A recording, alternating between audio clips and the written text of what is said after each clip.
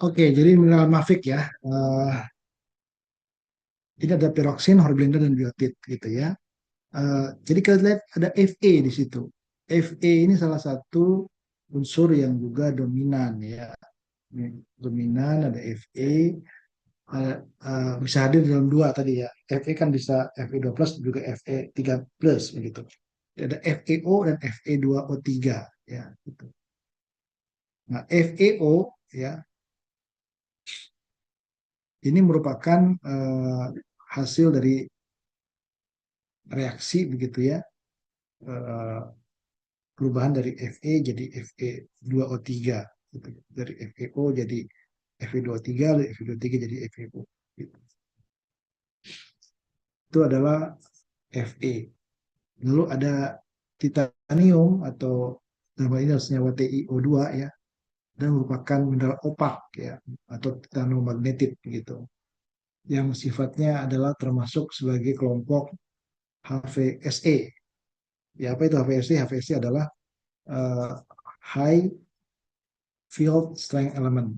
Ada titanium, ada Nb, tantalium, dan sebagainya gitu ya. Yang sifatnya adalah tidak akomodatif terhadap air, terhadap hidroksil. Jadi dia tidak terikat oleh air gitu ya. Nah ini adalah apa namanya, incompatible element tadi ya. Ada beberapa, ada high field strength tadi ya, yang di atas itu ada titanium, ada Sn, dan beberapa yang lainnya begitu ya. Nah, ini adalah unsur-unsur yang sifatnya adalah HVSE. Nah, ini adalah TiO2. Jadi alih-alih dia akan ikut dalam apa namanya, eh, terbawa oleh hidroksil, dia justru memiliki pergerakan tersendiri begitu ya. Dan jumlahnya ini di eh, zona subduksi itu kurang lebih kurang dari 1,5% gitu ya. Itu adalah TiO2. Lalu mineral-mineral mafik ya, ini ada horblenda, ada biotit ya gitu. Kemudian biskovit, feldspar ya. Termasuk dalamnya ada plagioklas, feldspar. Ya. Ini kita gunakan untuk uh, menentukan jenis batuan ya, apakah dia batuan potasik atau batuan alkalin gitu ya. Yang nanti akan memperkirakan keberadaan asal dari batuan tersebut. Apakah dia di zona subduksi, apakah dia di zona apa namanya, kontinen, ataukah dia akan berada di wilayah tempat yang lain gitu ya. Nah, jadi untuk menentukan aktivitas batuan, kita punya K, ada yang K tinggi dan K rendah ya. K tinggi ini kita sebut sebagai potasik ya, batuan yang bersifat potasik sampai ultra potasik ya. Eh, Kemudian ada yang K rendah ya, kita sebut sebagai toilitik, dan ada K sedang, ini adalah kalk alkali. Nah, biasanya kalau kalk alkali itu menjadi penanda dari batuan-batuan intermedier ya, termasuk diantaranya adalah andesit gitu. Nah, ini adalah kalk alkalin ya, ada high kalk alkalin, kemudian ada low kalk series gitu. Nah, penamaannya sekarang kita sandingkan dari gambar ini ya. Ini adalah pembagian berdasarkan unsur K2O-nya. Ada high alkalin, ada alkalin, dan low alkalin. Lalu kita beri nama masing-masing batuan itu ya. Kita lihat yang sebelah kanan ini adalah riolitik atau granit yang asam sifatnya. Lalu sebelah kiri ini adalah basalt dan gabbro gitu ya. Jadi kalau kita lihat ini adalah yang warna kuning, di arsir kuning adalah potasik, yang arsir warna biru ini adalah potasik alkalin, yang merah ini adalah alkalin, dan yang biru adalah toritik. Jadi kita punya apa namanya, 6 batuannya juga punya alkalinitinya gitu ya. Nah,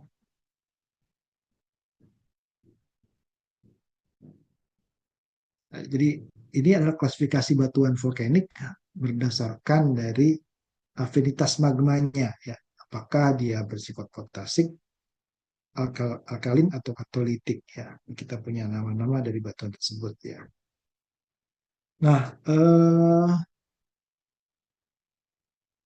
ya, setting tektoniknya di mana sekarang? Setting tektoniknya ada di mana sekarang? Jadi kalau kita lihat ini adalah yang toiletik tadi, ya, toiletik yang kalau Anda ingat, toiletik ini ada di warna hijau, ya, di arc gitu, ya. Nah, ini yang toiletik bisa di MOR, Mid Oceanic Ridge, bisa juga di Back Arc Basin, ya. Jadi dia pada lapisan yang lebih apa namanya tipis begitu, ya, sehingga magmanya itu sifatnya adalah asam, maaf, sifatnya adalah basa begitu. Ini adalah sifatnya adalah toiletik begitu, ya. Lalu kemudian yang tengah-tengah ini adalah alkalin.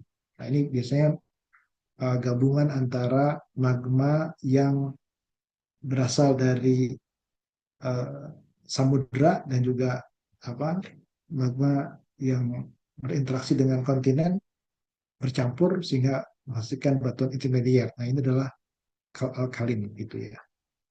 Ini untuk di wilayah air arc antara oceanic oceanic crust. Ini oceanic, ininya oceanic, tetapi di tengah-tengah ini sudah ada apa namanya vulkanisme, ya, gitu. Jadi cukup tebal, sifatnya, ya, mungkin terjadi friksi magma juga di situ gitu. Nah, ini yang lebih uh, jelas lagi, ya. Yang ini adalah di active continental margin antara continental dan oceanic crust. Maka kalau menghasilkan magma, kita punya sini alkalin juga, ya. Di sini punya alkalin juga, interaksi antara lempeng samudra dengan benua di sini, ya. Dan sifatnya yang sebelah kiri ini sudah ultra potasik atau apa namanya alkalin potasik, ya. Yang sebelah kanan yang dekat ke arah samudra ini adalah toiletik begitu, ya. Jadi ini adalah IMOR toiletik, kemudian ini adalah di arc-nya, ini adalah alkalin, kemudian ini adalah potasik. Jadi kita bisa buat setting tektoniknya di mana batuan ini dulu berasal gitu, ya. Ketika Anda punya batuan tertentu dengan komposisi kimia yang sifatnya adalah toiletik, ya, mungkin apakah dia berada pada IUR atau pada daerah basin gitu, ya. Jadi kalau Anda punya batuan yang sifatnya lebih ke alkalin, mungkin dia ada di tengah-tengah antara zona subduction itu uh, apa namanya di antara uh, zona penunjaman dengan apa namanya vulkanismenya begitu, ya. Jadi ini low K, ini medium K, ini low K, ini medium K, ini high K, ya. Jadi dari K-nya kandungan potasiumnya, ya, kalium atau potasium sama saja. Nama lain dari kalium adalah potasium.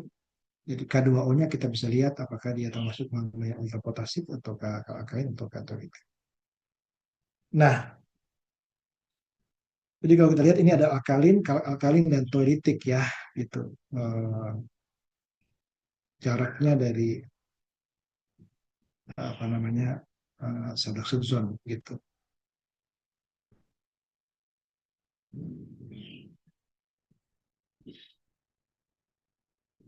Ini early, middle, ini late yang paling akhir, ya.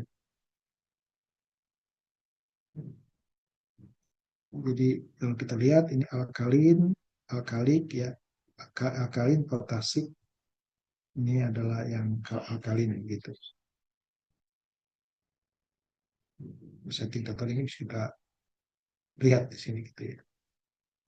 Oke, jadi secara umum eh, kalau kita lihat bahwa magma yang bersifat, ya, afinitas magmatiknya adalah eh, toilitik, ya, ini bisa dua, bisa subduksi, bisa non subduksi. Subduksi kalau dia uh, berada pada zona LUR yang mungkin nantinya akan masuk ke subduction. Kalau non subduction berarti dia ada di backup basin. Kalau alkalin ini berkaitan dengan setting tektonik yang subduction. Bahkan kalau yang sifatnya akhirnya potasik ini mungkin terjadi kolisi di situ ya. Ultrapotasik bisa dua, bisa subduksi, bisa non subduksi. Kalau sudah sangat alkalin, kemungkinannya dia ada non subduksi dan ada di tengah-tengah apa namanya kerak benua begitu. Jadi kurang lebih kalau kita berikan settingnya ya, ini dari riolitik atau aneksik, susonitik, potasik sampai toilitik ya. Maka toilitik ini adanya di ocean crust, intermediate crust sampai continental fragment ya, fragment. Lalu yang ini alkalin itu dari ya dari ujung sini ya, intermediate sampai continental peninsula dan ada di batas dari aktif continental margin ya.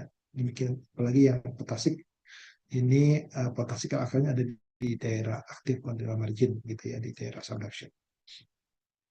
Nah, yang lainnya adalah LOI atau loss of ignition on ignition, habis dibakar. LOI ini merupakan penunjuk dari kesegaran batuan. Apakah batuan ini segar atau lapuk ya gitu. Kita bisa lihat dari LOI-nya.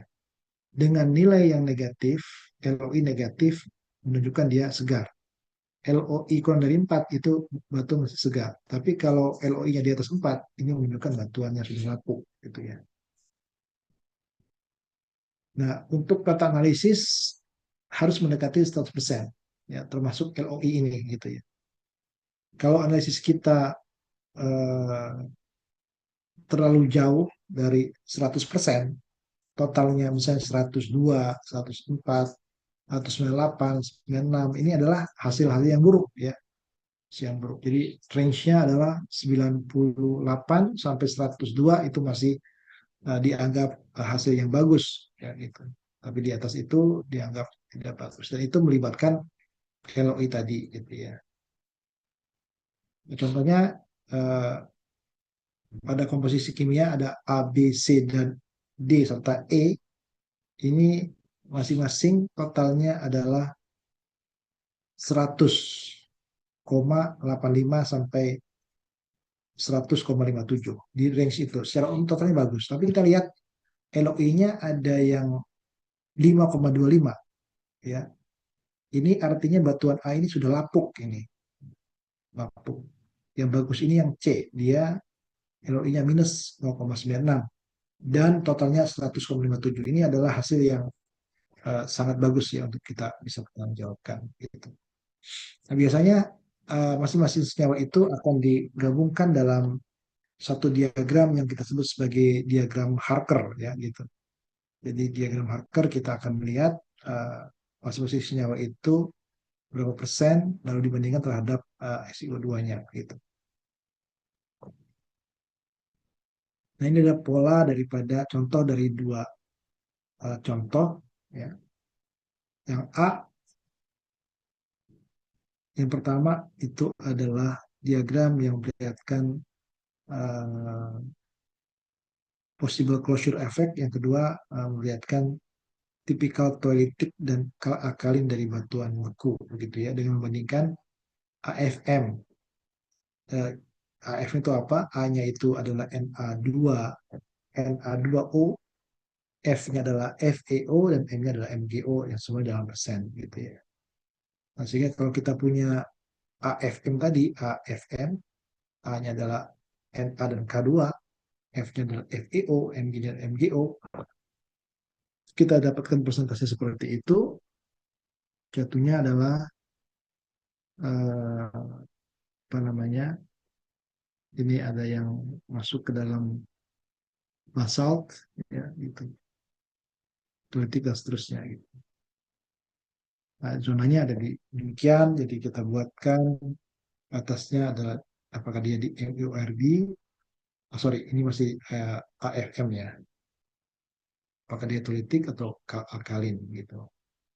Lalu kalau kita bandingkan antara MnO, P2O5 dan TiO, kita bisa buatkan uh, apa namanya, plottingnya akan jatuh di mana begitu ya. Nah, secara teoritis Keadaan mineral berdasarkan perbandingan molar dan data hasil analisis kimia batuan. Ini akan menghasilkan cross Eading Pearson Washington Normative Value, ya, NOR, norm, ya. Jadi kita punya batuan potasik atau alkali tinggi di sini, ya, potasik atau alkali tinggi, good NaK dan ACAL yang tinggi begitu, ya. Dengan komposisi tak jenuh silika begitu. Kita bisa hitung gitu ya, di sini misalnya ada A, B, C, OR, AB, AN, CQ dan seterusnya gitu ya. Cuma totalnya ada sekian ratus begitu. Sehingga kita bisa hitung misalnya ortoklasnya itu ada, berarti ada K, AL, SI kan gitu ya. Ada K, AL, SI masing-masing satu satu tiga gitu ya perbandingannya. K-nya satu, AL-nya satu, SI-nya tiga gitu. Albit juga, yang albitnya itu adalah NaAlSi 113 juga. Sementara anortidnya itu CaAl dan Si 122. Jadi ini ada kelebihan Al di situ ya. Jadi kelebihan Al di situ berupa korundum ya gitu ya. Sementara di Q ada kelebihan Si atau kuarsa gitu ya.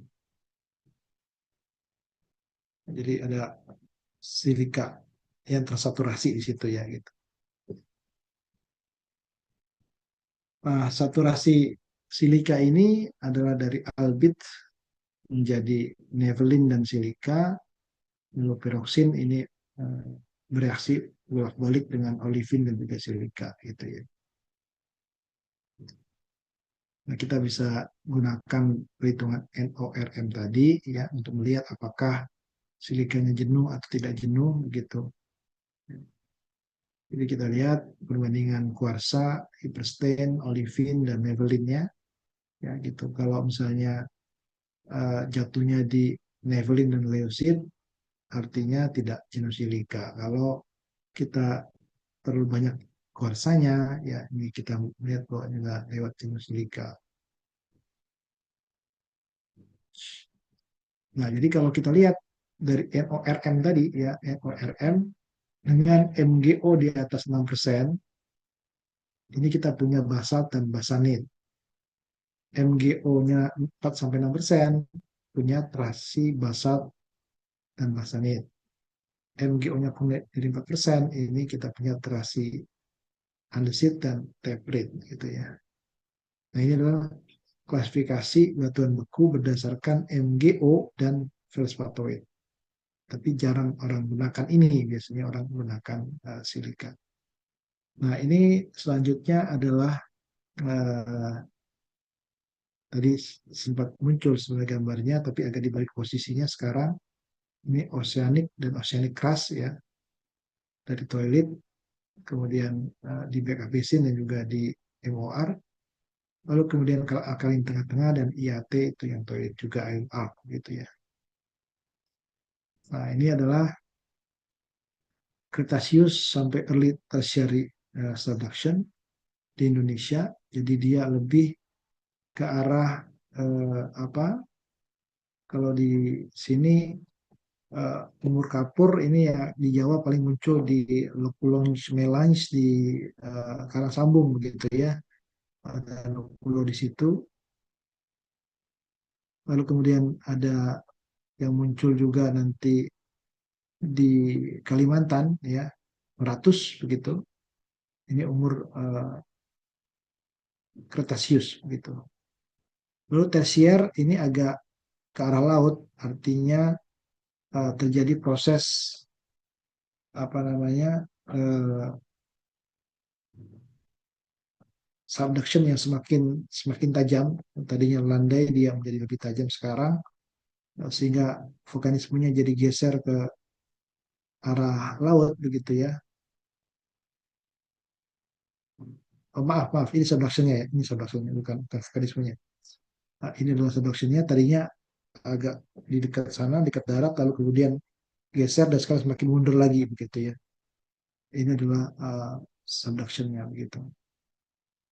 Nah, sementara magmatiknya ya hasilnya adalah ini yang paling tua, late Eocene sampai early Miocene, lalu geser ke tengah, lalu ya, makin ke tengah lagi ya, ini adalah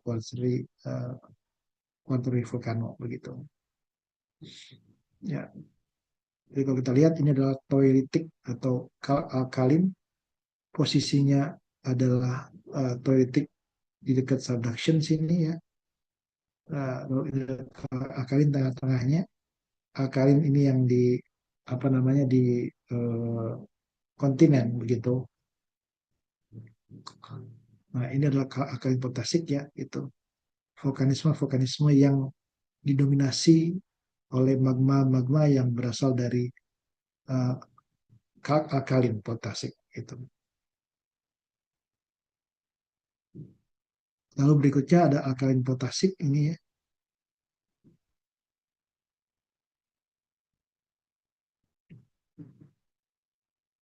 Jadi kita ulangi lagi, ini adalah kloritik alkalin, lalu kita muncul ada beberapa batuan, ada beberapa vulkanik ya, eh, yang muncul sifatnya adalah alkalin, lalu kemudian ada alkalin potasik yang warna kuning, lalu kemudian termasuk di antaranya Gunung Muria di situ ya gitu.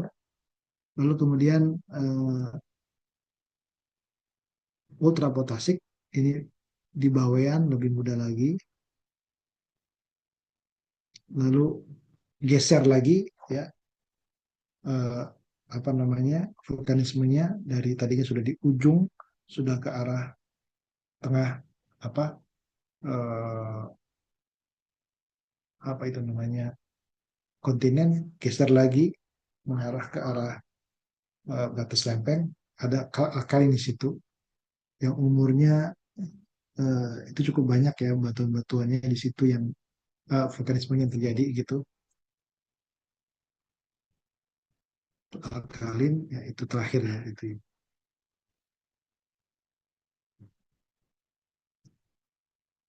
Lalu di Sulawesi ini juga ada eh, apa namanya perubahan eh, apa namanya komposisi magma yang dominan di situ yang di ujung utara dekat Manado itu adalah sifatnya adalah alkalin ya. Lalu yang potasik alkalin itu di tengah-tengahnya, lalu yang susonitik itu ada di bagian selatannya ya di wilayah Sulawesi Selatan sekitarnya itu sifatnya adalah susonitik sampai alkalin gitu.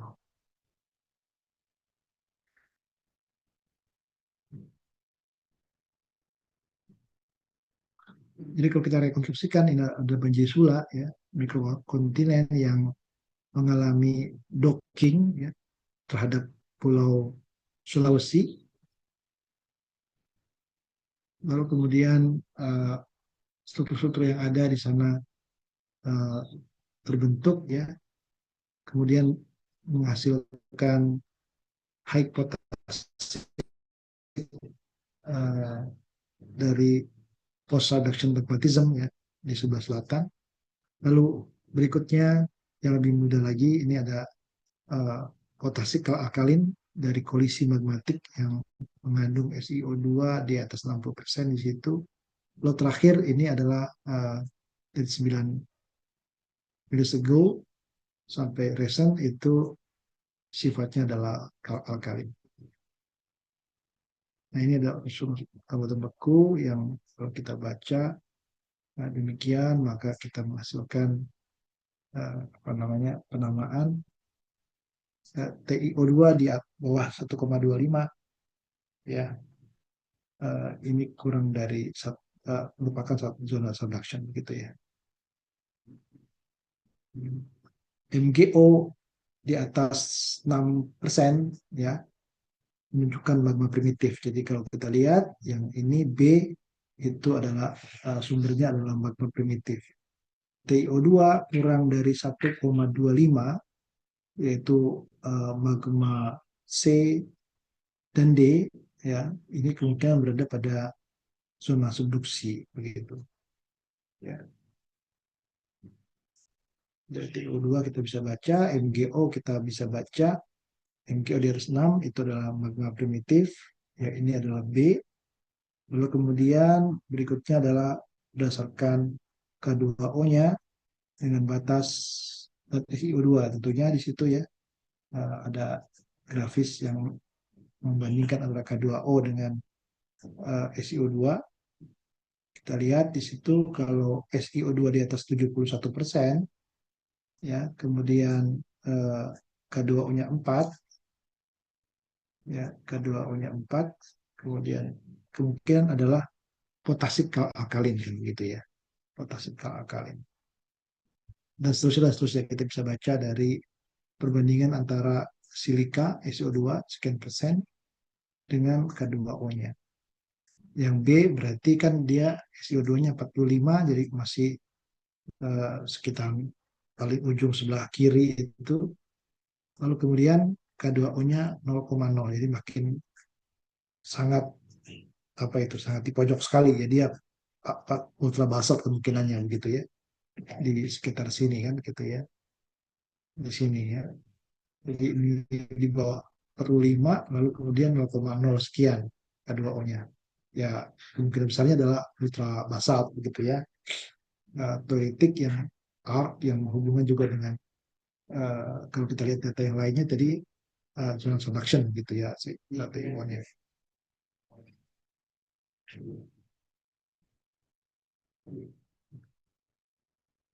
Lalu yang lain dari parameter LOI ini batasnya di 4 ya. Jadi kita bisa tafsirkan bahwa batuan eh, A merupakan batuan yang lapuk ya, sementara B, C, D, dan E ini batuan yang segar gitu. Totalnya kita bisa lihat harus mendekati 100%, plus minus 2 semuanya masih oke ya, meskipun tadi LOI ada masalah karena cukup lapuk gitu ya. Oke, sampai sini ada pertanyaan, saya persilahkan.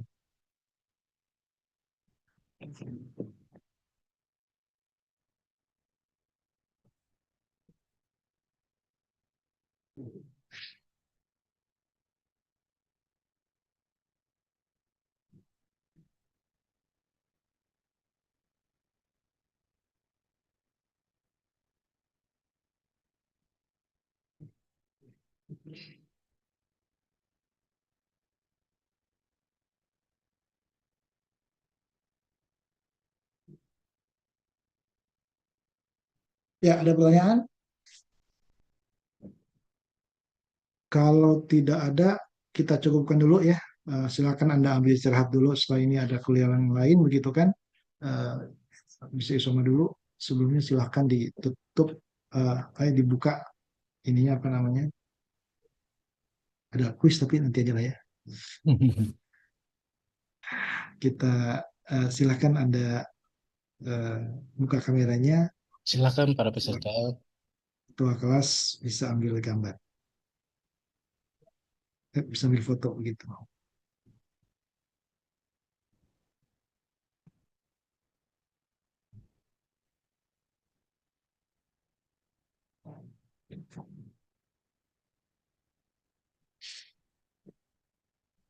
Sudah, para peserta?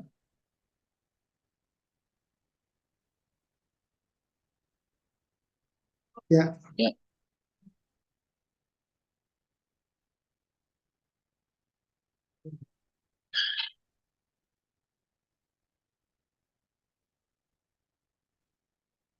baik. Terima kasih Ketua kelas dan juga terima kasih Pak Ervin yang